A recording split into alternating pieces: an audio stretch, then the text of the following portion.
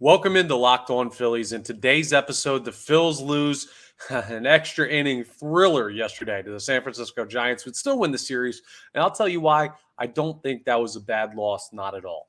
Also, who's most to blame for what went wrong that cost them the sweep? And the Phillies got a big break, even though it is unfortunate for baseball as a whole. We'll get into it in today's episode of Locked On Phillies. You are Locked On Phillies, your daily Philadelphia Phillies podcast. Part of the Locked On Podcast Network, your team every day.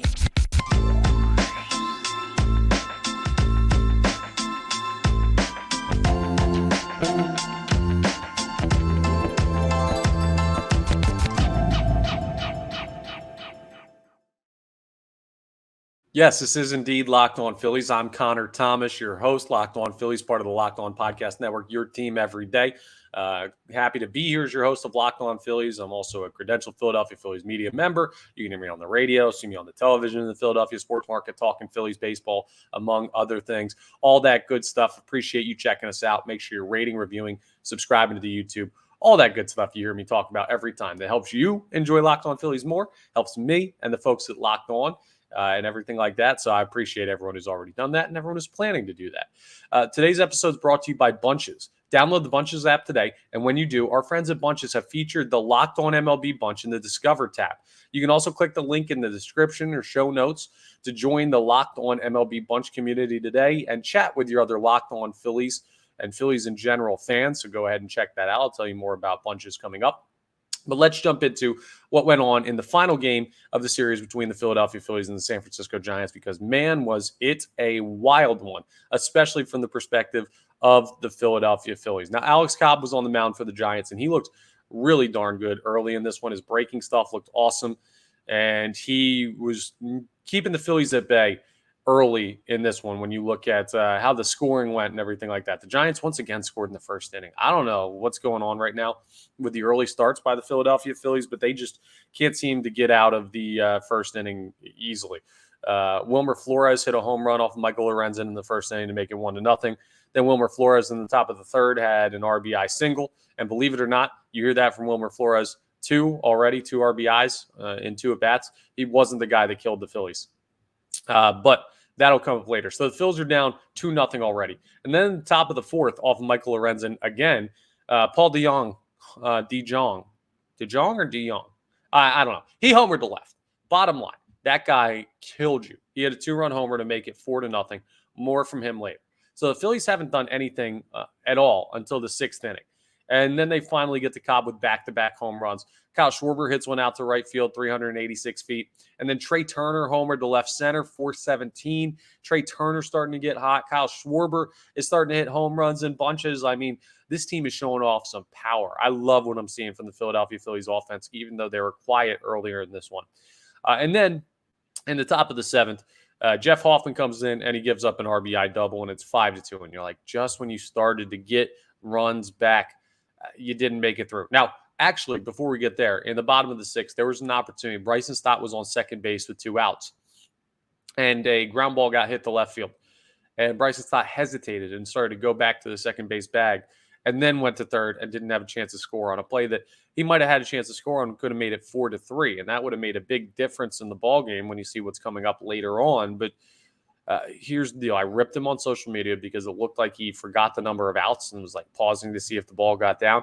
That's not what he was doing at all, right? I completely misread the situation as well.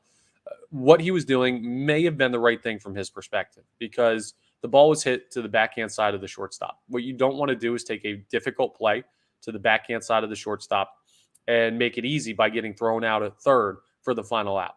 So he was waiting to see if that ball would be gloved by the shortstop, and it was close enough from his perspective. From the TV view, it was through the whole way. But from his view at second base, he might have thought, okay, that's a backhand play. He's not going to have him play at first. We'll have first and second with 2 outs instead of me getting thrown out at third base to end the inning. So could he have had a better read on it? Yes. Was it probably a tough read from his perspective? Also, yes. So I apologize for calling him out like that. I don't think it was his fault in that case at all. I think it was just a tough read, and it happens. He could have made a better one, but that's a tough place to expect him to. Anyway, you give up the run in the 7th inning to the Giants. Jeff Hoffman does, and it's 5-2, and you're like, okay, well, here we go.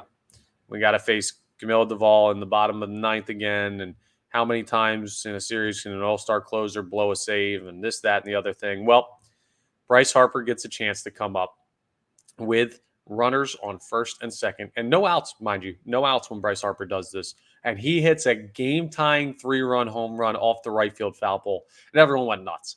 I mean, the place is insane. The guy's a monster. He homered 3 times in this series, one and inside the Parker.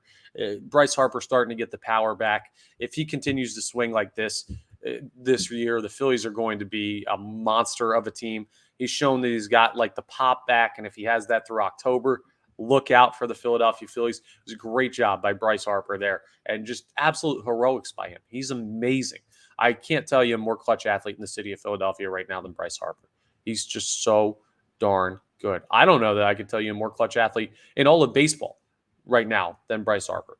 But, of course, I'm inherently biased by being a huge Phillies fan. Bottom line, you get to extra innings, and Craig Kimbrell comes in with a runner on second, and then Paul DeJong singles the center field. It's a 2 RBI single. It makes it 7-5, and then Estrada hits into a double play, but a run scores. It was not your typical double play, I should say. He lines out to Yohan Rojas, who lays out for the ball, throws out the runner at first base for a double play to end the inning. But apparently that's not an automatic double play. So here's the reasoning behind the rule. I looked at it as a force play. I thought, why in the world is that not the run is invalidated? Not that it would matter because the Phillies end up losing 8-6 in this game, so it wouldn't have changed the outcome of the game. But for the sake of the rule, I was like, wait, shouldn't he be out? Shouldn't the runner from third be out? And because they looked at it as a timing play, like the runner crossed home before the throw got to first base, so technically he's safe. Here's why.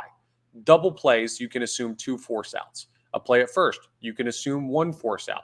Every player at that point has to advance to the bag in front of them. On the play with Rojas's dive, where you're catching a ball and returning to a base, it's not technically a force play in the same manner because you could have been standing on first base the whole time and you wouldn't have had to move. So it's a retreat to a base, which isn't the same as a force play because he was not forced to try and advance.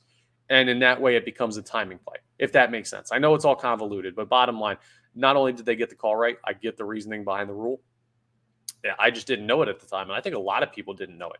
It's very rare that you see something and you're like, wait, I legitimately don't know the ruling on that. Because I've been playing baseball for 20-some years, watching it for nearly 30 years.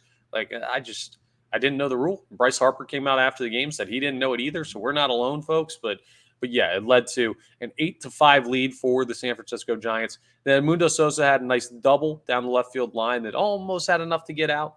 And JT Realmuto scored in the bottom of the 10th, but just no one could come through. And a couple of great plays were made at points in this game with their backs to the wall by the San Francisco Giants, literally with their backs to the wall at some points in the outfield. So you got to tip your cap to them. I mean, they fought hard in this one, but the Phillies battled back too. I don't think it's a bad loss because even though there are some guys we're going to talk about coming up who had huge opportunities to win this game for the Philadelphia Phillies, struggled mightily, have been struggling mightily, all that good stuff. I mean, you were down 3 runs going into the 9th inning against an all-star closer who you already came back and walked it off on earlier in the series. I mean, this team just battles. They're a really hard team to put away. They have their flaws, and most teams in baseball do, right? But you want to be in the corner of a team that is battling tooth and nail to the end and able to come through in those spots, and the Phillies have shown that they've got that. And I think that's the momentum and the faith from October last year, and knowing we got in a bunch of tough games late against really good opponents, and we came out on top in just about all of them. And that sticks with the team. Knowing you've done that before, it really breeds more confidence, right? And the Phillies are displaying that confidence, and the offense is playing well, largely. There are a couple guys we'll talk about who aren't. But I don't have a problem with losing that game with the way they fought and the excitement that went with it. I do have a problem with some individual efforts in that game. And I say efforts, I should say performance, because I believe everyone's trying. But we'll get into that coming up. I'm not mad at that. You take 2 or 3 from the Giants. you take some standing in the wild card race, and you just feel pretty darn good about the Phillies coming out of that series. Coming up next, we're going to talk about those players who struggled and everything like that. It is an off day for the Phils tonight, so they'll start with the Cardinals tomorrow. We won't really look at that series until tomorrow, but I will let you know, 7:05 p.m. first pitch, Friday night. You can listen to every pitch of the Phillies' hometown broadcast of that game between the Phillies and the Cardinals on the Sirius XM app. Just go to the SXM app and search Phillies, and you can pull everything up there. Yes, we'll talk next about who's struggling currently for the Philadelphia Phillies. First, though, I want to tell you about our title sponsor, Bunches. Now, here's what Bunches is. Bunches is a social community where you can talk about sports with fans in real time. And a Bunch is basically just a group chat for sports fans. All right? It's super easy. So, Locked On Phillies fans, you got to check out Bunches. Here's what happens, right? Bunches is a new app built just for sports fans where you can chat sports in real time. You click the link in the show notes or go to the description and click the link there, and you can join the app, or you can go to the Apple App Store and download Bunches now. So I'm telling you, you're going to love the conversations with other Locked On sports fans. There's a Locked On MLB one if you just want to talk baseball. There's a Locked On Phillies one if you want to just specifically talk Phillies. I mean, there's a bunch of great ways to connect with other fans, chat about your favorite teams, talk a little trash, catch up on the latest MLB news, all that good stuff. Maybe you have questions or comments about something dumb I said, or you heard something on one of the other Locked On shows. And you're like, wait, Locked On Phillies fans, do you agree with this? Stuff like that. You can chat about your team every day, and it's absolutely awesome. So here's the thing, right? When I scroll through other social media apps, what it is it'll be an ad. And then it'll be some conversation about pop culture, and some conversation about politics, and something about news, and then I'll see a Phillies tweet. And then I'll see another Phillies tweet, and then it'll be two more about the news, and one about someone's dog. And it's just like, it's a convoluted sense of what's talked about. It's stream of consciousness. This is a much more focused app where you just get what you're looking for. You have discussion about whether it's the Phillies, Locked On MLB in general, all that good stuff, okay? So I want you to check it out. Download the Bunches app today. When you do, our friends at Bunches have featured the Locked On MLB Bunch in the Discover tab, so super easy to find. You can also click the link in the description or show notes to join the Locked On MLB Bunch community today. It's a great way to have conversations about the Phillies, baseball in general, and everything you're focused on. So go ahead and check out Bunches. All right, let's talk about the struggling players in yesterday's game. There's three really that I look at as far as in the conversation. I'll tier them. The first one, the lowest tier, as in the one I'm least worried about, is Michael Lorenzen. Another struggling start for Lorenzen. So he had two outstanding starts, one really bad start, and yesterday a below average start, we'll call it.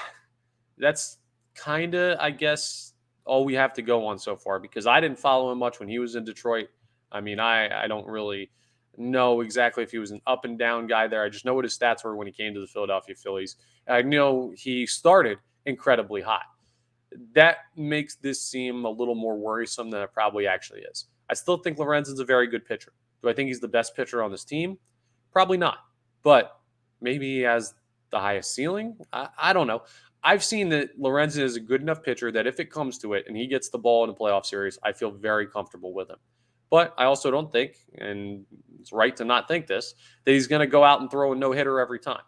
I just want to see – he's in the want to see more category. We'll see down the stretch with Ranger Suarez on the injured list currently, how he looks start to start against different opponents, and we'll have plenty of more data before we get to the postseason. But yeah, Lorenzen has cooled off significantly since his first two starts, and now it's time to evaluate what do you really have there with Michael Lorenzen. So that's something interesting. Just another interesting start for him where he struggled against the Giants offense that isn't all that good. We'll see how that plays out. The second tier to me is Craig Kimbrell. So Craig Kimbrell comes in the 10th, and he just cannot handle being in a tie game. Is it the fact that it's a tie game and not a save situation? Because he's been great in save situations. I don't know if mentally that weighs on him. I don't know if mentally he even cares. He might tell you, I don't even notice that when I come in. I just get the ball and go out there and go to battle. But either way, he was really rough. And he's had a couple of blow-up performances at points this year. Here's why Craig Kimbrell's in the second tier. He's an all-star closer, guys. He was in the all-star game for the Philadelphia Phillies. He's been very good this year. He's a veteran guy. He's got a track record of years and years and years. He's going to be a Hall of Fame baseball player. Craig Kimbrell is a Hall of Famer. Well, future Hall of Famer. Yes, he had a rough outing. Do I still trust Craig Kimbrell to go out there to get you a save in the postseason? Yeah, I mean, I do. Now, does Rob Thompson need to reevaluate how he's using him in non-save situations? Certainly possible. I won't debate strongly against anyone who does feel that way. I think that's a conversation for the folks in that room because I don't know well enough what's going on in Craig Kimbrell's head. But I get your argument if that's what's bothering you. I just think over the course of this season, what Kimbrell's done for this team has proven that he is good enough. And like Lorenzen, we're going to see more the rest of the way and hopefully gets everything worked out and settles in a little bit more before the postseason. But we've seen him on good stretches. My biggest concern coming out of this game is JT Realmuto.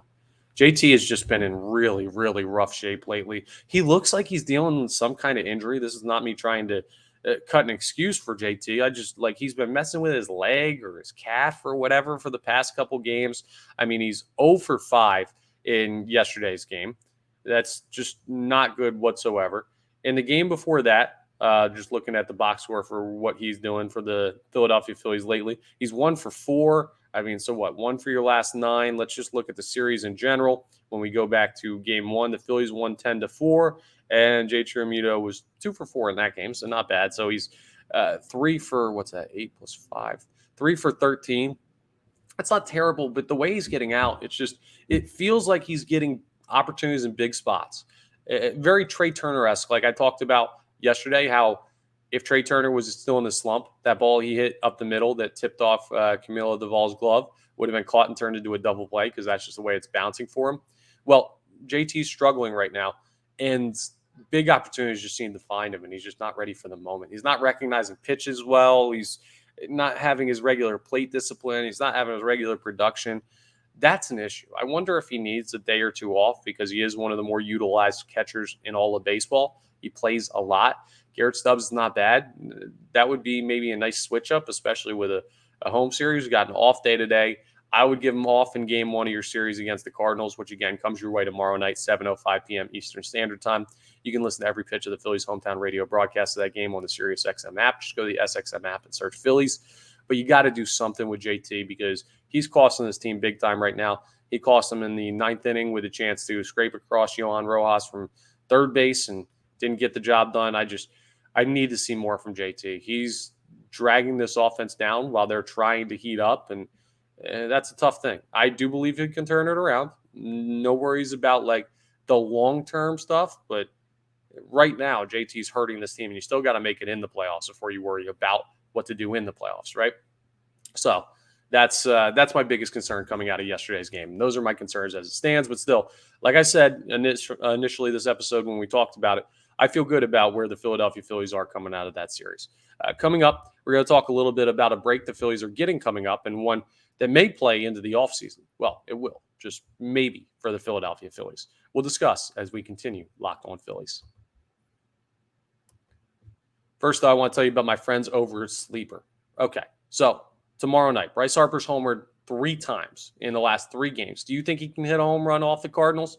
Well, I definitely think he can keep it going. And I also told you on yesterday's episode, a multi-home run game for the Philadelphia Phillies with a lefty looking good and Kyle Schwarber, home run, making me look smart. Oh, Bryce Harper, home run, making me look smart. Who would have guessed? Well, I feel good about it. And on Sleeper, you can swing for the fences with up to 100 times payouts if you feel like I feel. All you have to do is choose 2 or more players that you like and select more or less on their stat categories like home runs, strikeouts, hits, all that good stuff. If yesterday you had said, okay, well, Kyle Schwarber's going to homer and Bryce Harper's going to homer, you could have won money on Sleeper doing that. You get your picks right and you could win big. Plus, they've now got dynamic payouts, right? So here's what dynamic payouts are. It's basically just a multiplier for the things that are less likely to happen. So if you pick a guy that doesn't homer often and you say, I'm going to go over on his home runs, well, then you take the opportunity and say, okay, we'll do that. You might get a multiplier of like 2 on that or 4 on that or something. You can earn even more money without having to add more players and make it more difficult for yourself to win. It's such an easy app. It's so intuitive. I mean, if I can get it to work, anyone can get it to work, but you just select your players, the props, over under. It's really that easy. You can do it in seconds. And it's a great way to use. It's like my favorite daily fantasy app for baseball. So go ahead and use promo code Locked On, and you'll get up to a $100 match on your first deposit. Terms and conditions do apply. See Sleeper's terms of use for details. Currently operational in over 30 states. Check out Sleeper today. All right, one more time, I want to let you know, Phillies Cardinals tomorrow night, 7:05 p.m. Eastern Standard Time at Citizens Bank Park. You can go ahead and check out every pitch of the Phillies hometown radio broadcast of that game. Listen to it, I should say, on the Sirius XM app. Just go to the SXM app and search Phillies, and you'll pull that all up. And I'm not sure if you heard the news, but last night, Shohei Ohtani, a torn UCL. He stayed in the game after knowing this and played the second game of the doubleheader, but his pitching season is done. And the Angels have decided that they're going to shut him down for a little bit. They haven't said exactly how long, but a little bit, even hitting-wise. I don't know if you've looked at the schedule, folks, but the Angels come in Monday, Tuesday, Wednesday of next week. You got like 4 days until the Angels are here. And while this sucks for the fan base and their opportunity to see one of the all-time great baseball players play, a living legend right now, it helps the Phillies significantly. In that, one, they don't have to see Ohtani, most likely, in the series at all, but they definitely don't have to see him on the mound. Yeah, that's advantage Phillies. The Angels also just put Mike Trout on the injured list. That's huge for them too. I mean, listen, you're playing a broken down Angels team. It's getting easier to beat by the day. It's sad to see some of the great players in the game not playing. I'm not rooting for injury at all. I'm just acknowledging that it makes the road easier for the Philadelphia Phillies. It also might make it easier for the Phillies to go after Ohtani in the offseason because his price might drop significantly. Second Tommy John surgery. Some teams might not want him to ever pitch again. That lowers his value significantly if he becomes just a hitter. Cuts it in half, some might say, which he's still going to be valuable, but it changes the game. That brings a lot of other teams into the mix, and that means, well, maybe he's going to get a bunch of the same amount of money from a lot of teams in baseball, but instead he wants to go to a team that's a contender, and the Phillies are a contender. We'll see how it plays out over the course of the offseason, but all I know is right now you're playing a team in the Angels that just put their two best players on the injured list yesterday before they had, or one of their best players on the injured list, and Ohtani being shut down for a little bit by the team. So we'll see how it plays out. It's advantage Phillies in that upcoming series. So a good thing there. That's all for today's episode of Locked On Phillies. Thank you so much for checking us out. Make sure you're rating, reviewing, subscribing to the YouTube, all that good stuff. Locked On Phillies, part of the Locked On Podcast Network, your team every day. And I will talk to you next time on the next episode of Locked On Phillies.